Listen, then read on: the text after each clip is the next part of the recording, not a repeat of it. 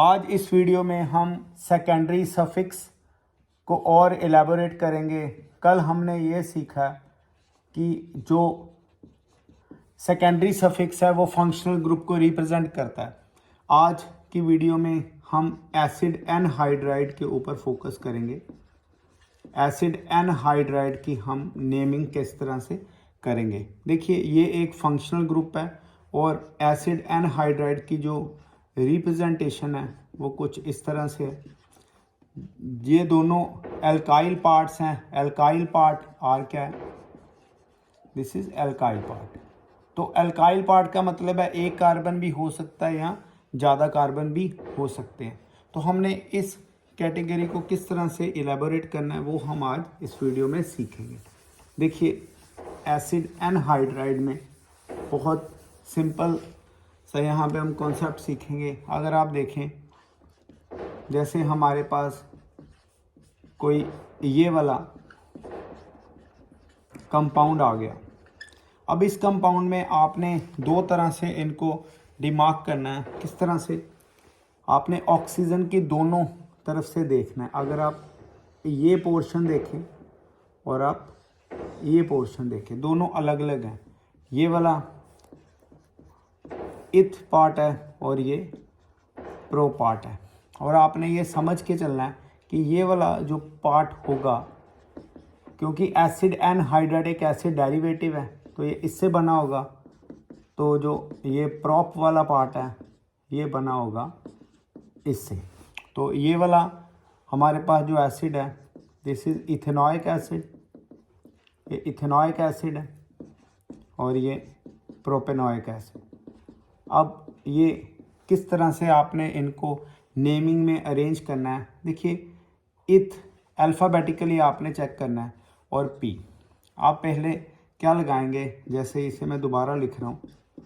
अगर आपके पास ये कंपाउंड की नेमिंग का क्वेश्चन आ जाए तो आपने क्या करना है, इसको आइडेंटिफाई किया और इसका नाम लगा दिया आपने। कौन सा पोर्शन है?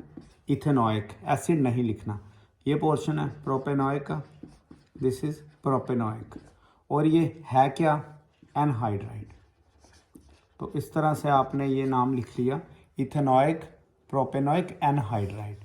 तो अगर एक और एग्जांपल हम देखें इसी तरह से, तो आपने हमेशा अल्फ़ाबेटिकली प्रेफर करना। जैसे कि हमारे पास ये कोई कंपाउंड आ गया,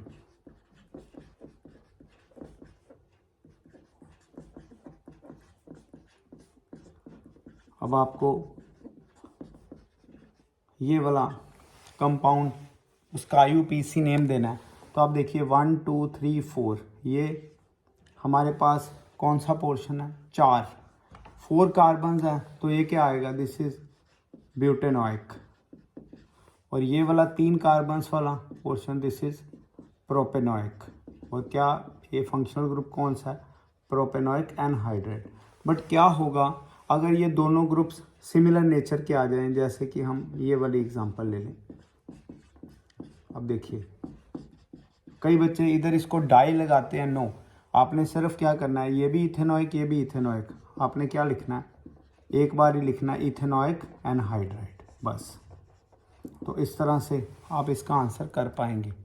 अगर एक और एग्जांपल हम यहाँ पे कंसिडर करें, जैसे कई बार आपको ये जानना होगा कि ये वाला जो एसिड है, दिस इज़ बेंजोइक एसिड। इसको हम इस तरह से भी लिख सकते हैं।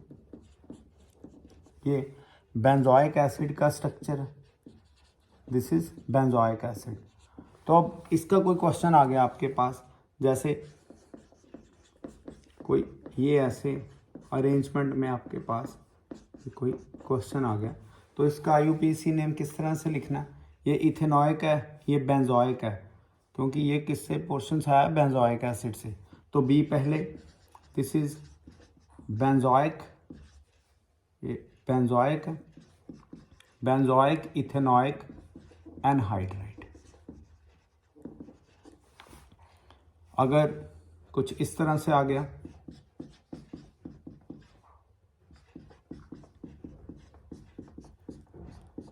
तो ये पोर्शन भी बेंजोइक का, ये भी बेंजोइक का। तो आपने क्या लिखना है? Benzoic anhydride. तो आज हमने इस वीडियो में ये सीखा है कि अगर हमारे पास एसिड एनहाइड्राइड आ जाए, ये कौन सा हमने आज सीखा, एसिड एनहाइड्राइड की नेमिंग का प्रोसीजर। और कोई भी एसिड एनहाइड्राइड आ जाए, आपने यही जो मेथड यूज़ करना है, तो इससे आपको हर तरह के कॉम्प्लेक्स कंपाउंड बड़ी जल्दी IUPAC नेम करने के लिए आप सक्षम हो जाएंगे।